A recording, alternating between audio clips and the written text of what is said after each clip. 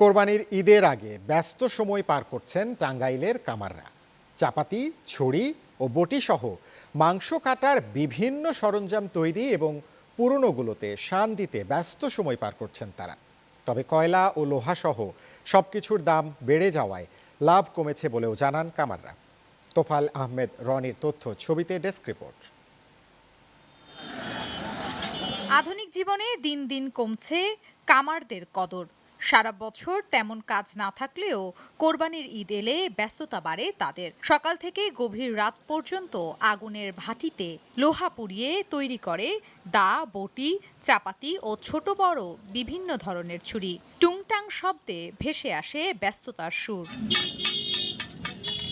ঈদকে সামনে রেখে টাঙ্গাইলের বিভিন্ন বাজারে সাজানো হয়েছে মাংস কাটার সরঞ্জামের পসরা। এখনও বেচাকেনা জমে না উঠলেও ঈদের ৩-৪ দিন আগে থেকে ক্রেতাদের ভিড় বাড়বে বলে জানালেন বিক্রেতারা। কামাররা বলছেন, লোহা, কয়লা ও শ্রমিকের মজুরি বেড়ে যাওয়ায় বেড়েছে উৎপাদন খরচ। ফলে বাধ্য হয়েই দাম বাড়িয়েছেন তারা। বছরের এই সময়টাকেই জীবিকার সবচেয়ে বড় ভরসা হিসেবে দেখছেন কামাররা। এখন হলো কোরবানির জন্য জবর ছুরি, চামড়ার ছুরি, চাপাটি এবং বটি, এই কারণে বেশি চাপ আমাদের। সারা বছর টুকটাক কাজ করি, কিন্তু আমি ঈদের সামনে কামের চাপটা বেশি।